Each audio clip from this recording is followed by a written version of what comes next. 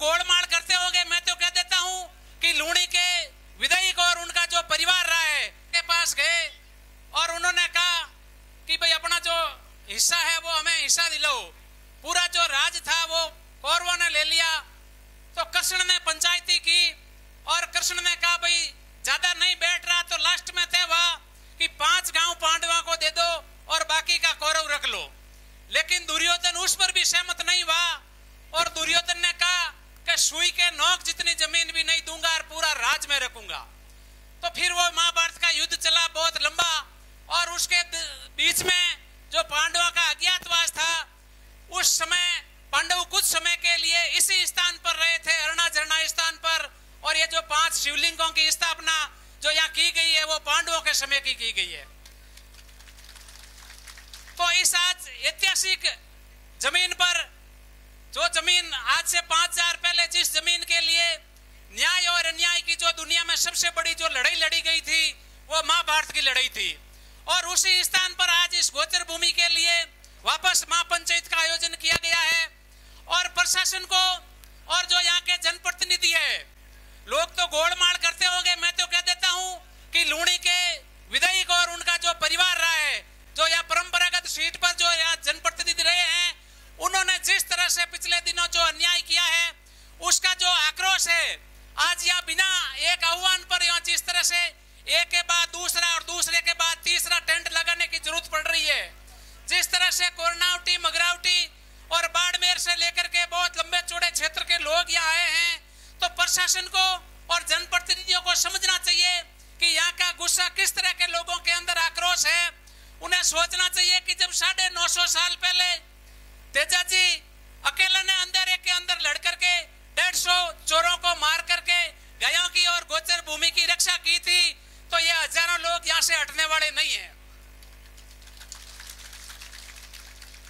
आज जो सबसे बड़ी मांग है कि भाई एक तो जो पौधे हटाने की जो घटनाएं हुई है उनकी जांच हो, और दूसरी जो एक ही घटना के अंदर सुप्रीम कोर्ट का आदेश है कि एक ही घटना की एक ही एफआईआर दर्ज होगी, चाहे उसके अंदर कितने ही पक्ष हो।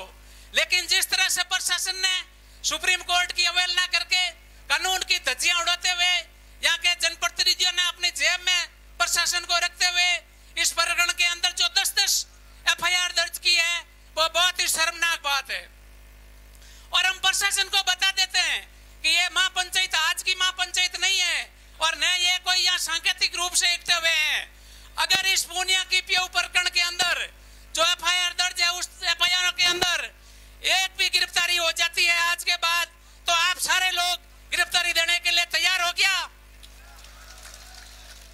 तो प्रशासन को यह देख लेना कि अगर एक भी गिरफ्तारी हो गई और जो ये जांच है उसके अंदर पौधों की जांच पूरी नहीं हुई, तो ये सारे लोगों को गिरफ्तार करने की गाड़ियों की व्यवस्था कर लेना और उसके लिए जगह की व्यवस्था कर लेना।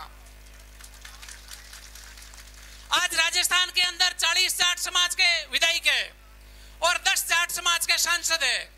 उसके बावजूद जिस तरह से एक थानेदार और उसके अंदर 5 कांस्टेबल आकर के जिस तरह से जाट समाज के बुजुर्गों, महिलाओं और युवाओं पर लाठीचार्ज करते हैं, उनके सिर फोड़ देते हैं, 10-10 घंटे तक एमएलसी नहीं होती है, कमिश्नर के बिना एफआईआर दर्ज नहीं होती है, तो यहाँ आए हुए समाज के तमाम लोगों को सोचना होगा कि हम लोकतंत्र के अंदर अपनी ताकत कैसे बढ़ाएं। आज लूणी के अंदर 1 लाख से ज्यादा जाट मतदाता है। यहाँ 500 वोटों वाले को प्रधान बना दिया जाता है, विधायक बना दिया जाता है, सांसद बना दिया जाता है, और 1 लाख वोटों की अगर कोई सुनवाई नहीं होती है तो कहीं न कहीं कमजोरी हमारे अंदर भी है।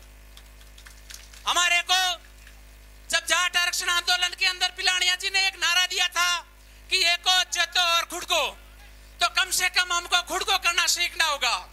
और आने वाले चुनाव के अंदर आप सभी जागरूक हो, उन तमाम लोगों को और जो राजनीतिक ताकतें थी जिन्होंने यह षड्यंत्र किया। एक छोटा सा मुद्दा था, बिल्कुल अन्याय की बात है कि 3 गांव छोड़ करके कुछ असामाजिक तत्व आते हैं और जमीन पर कब्जा करना चाहते हैं, वो भी गोचर की जमीन। उस जमीन के चक्कर में 2 जातियों के बीच जो पूरे मारवाड़ के भाईचारे को खराब करने का काम जिन लोगों ने किया है, पर्दे के पीछे और पर्दे के सामने रह करके उन लोगों को सबक सिखाना है। ये भी आज आप यहाँ से गांठ बांध कर जाओगे। यहाँ जो भी महापंचायत निर्णय लेती है, ये तो केवल एक सांकेतिक महापंचायत है। अगर जरूरत पड़ी तो अगली बार जोधपुर कलेक्ट्रेट के अंदर इससे भी बड़ी महापंचायत के लिए तैयार रहना है। गांव के सारे लोग आपके साथ तैयार है। धन्यवाद। जय हिंद।